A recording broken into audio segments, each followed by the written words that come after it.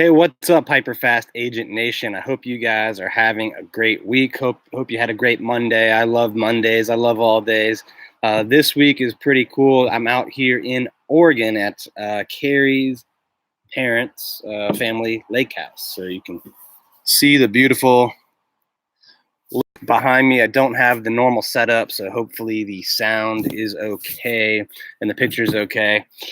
I just came off a 50-mile race I did. So 48 hours ago, I was finishing up a 50-mile ultra marathon. It was my first ultra marathon I've done. I've done 5 Ironmans. This is the first time doing a 50, and I didn't think it would be as tough as an Ironman, actually, because an Ironman takes, about the same time. An Ironman, for those of you who don't know, is 2.4 miles swimming, 112 miles on the bike, and then you run 26.2 miles.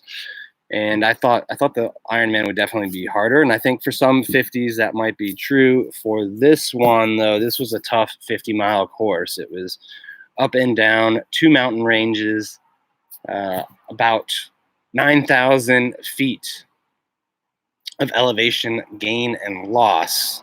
And it was a challenge. Took me 11 hours and 54 minutes. Cutoff time was 14 hours, so I was well under that. It was under my goal of 12 hours, but man, it definitely tried me during a few moments, especially you went up one mountain, back down it, and then you hit the halfway mark and went up another mountain. And going up that second time after having 27 miles in you, all the pounding of the downhill running, that was tough.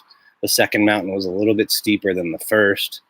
And it was definitely a challenge. But look, when you do challenges like that, I think a lot of the preparation, a lot of what it takes to do things like that, and it doesn't have to be a 50-mile, marathon, really anything that challenges you, I think it bleeds over into other areas of life, right? This gets into the preparation for it. Like, it takes discipline and consistency to do these kind of things. So anything that requires discipline and consistency is going to build up that muscle and help you do it in other areas of life.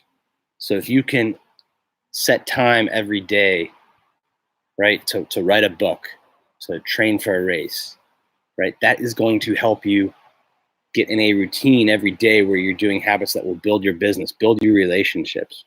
So there's that aspect of it. There's also the aspect of it that it's a physical challenge, right? It stresses you mentally, emotionally, physically. Anytime you can do something that challenges you mentally, emotionally, and physically, it'll help you do difficult things in other areas of life. Like this week, I had to ask for price drops on 2 of my listings that just went on the market, right? And it's only been about 15 days.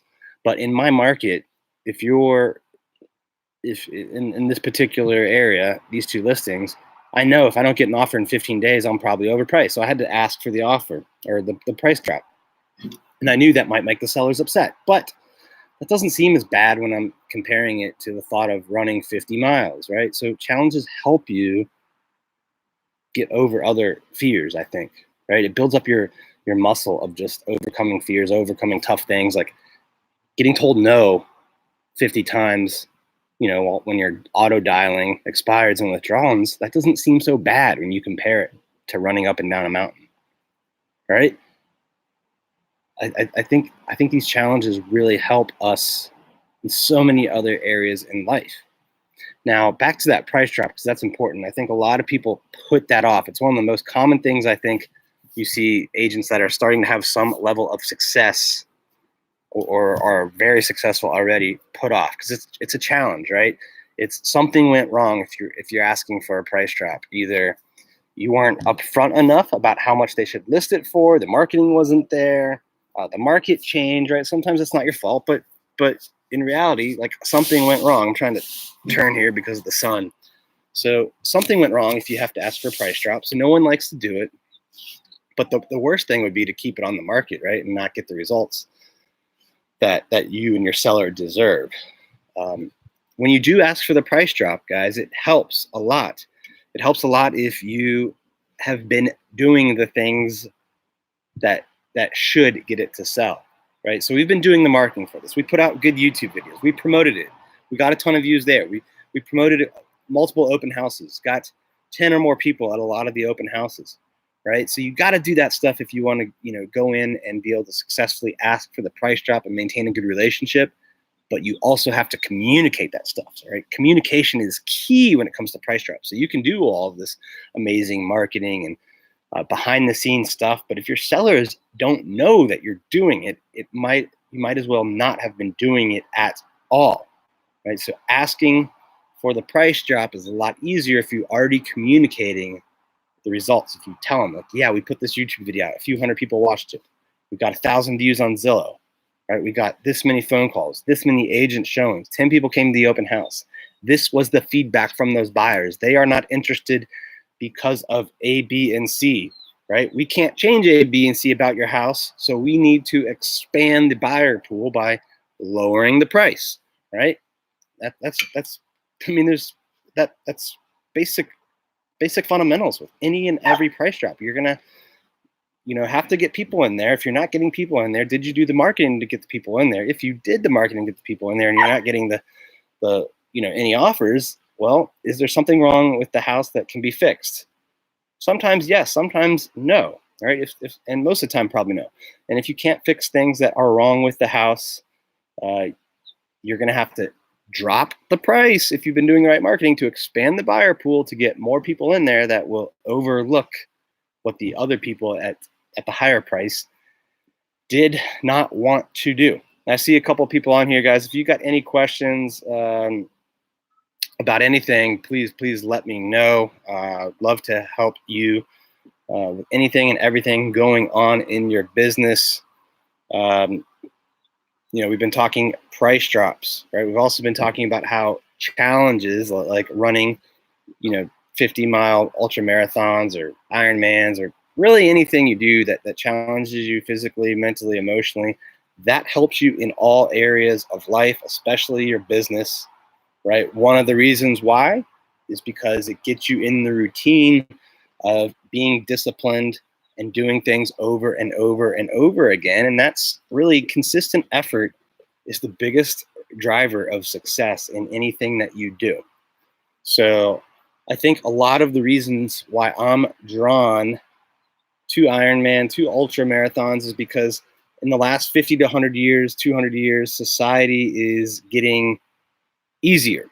And I'm not complaining about it. It's a good thing. Technology has made it easy, right? I have everything I want in the world. I can pretty much order on this, right? I can Uber anywhere with it, be anywhere.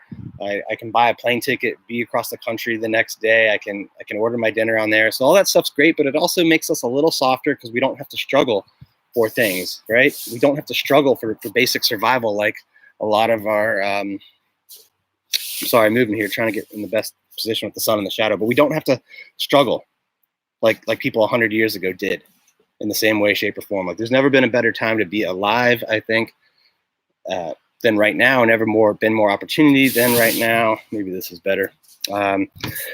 And there's some drawbacks to that though. And that's one of the reasons I like these manufactured struggles, right? Because it's a little bit of a manufactured struggle. Like, why do I need to go run 50 miles or do an Ironman or any of that crazy stuff? By the way, Bob, I'm feeling great. Cut my finger today on my drone, which was stupid. Had to get a couple stitches, but so the 50 miles didn't take me out, but the drone did. I was trying to fly it back there, and anyway, but I feel great, and I love Ironmans. I love ultra marathons because it just challenges you and makes you stronger, builds that resilience, that grit, helps you get in the habit of consistent daily effort, which is the biggest driver of success. That will make the biggest difference in your real estate business. If you can find things to focus on and do them every day and repeat that until you give it 4, 5, 6 months, repeat those actions, you will get success. So that is one of the main reasons I like ultra marathons, Ironmans. The other is because struggles, things that challenge you, make everything else seem a lot easier. Like I had to ask for 2 price drops this week.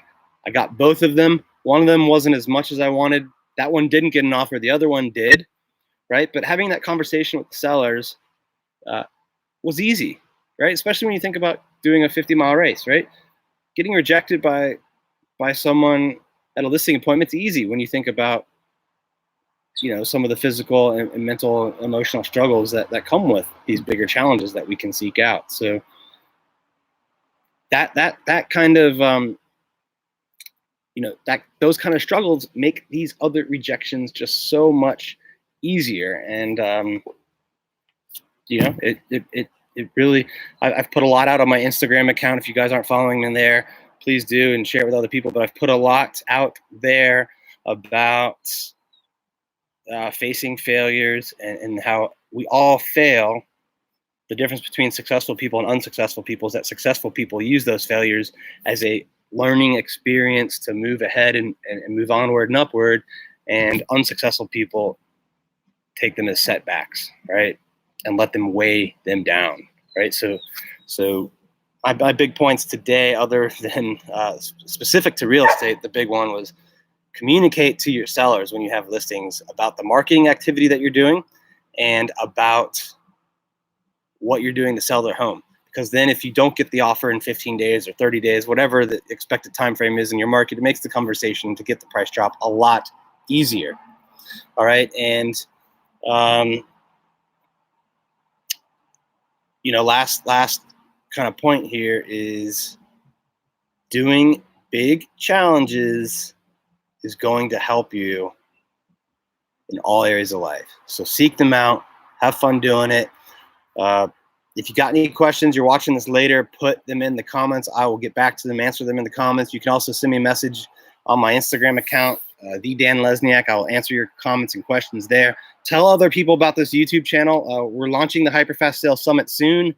I gave away a free ticket last week, and I'm going to give away another one when I get to 1,000 subscribers on this channel. So help me get there, and maybe you'll get a free ticket. I'll see you guys later.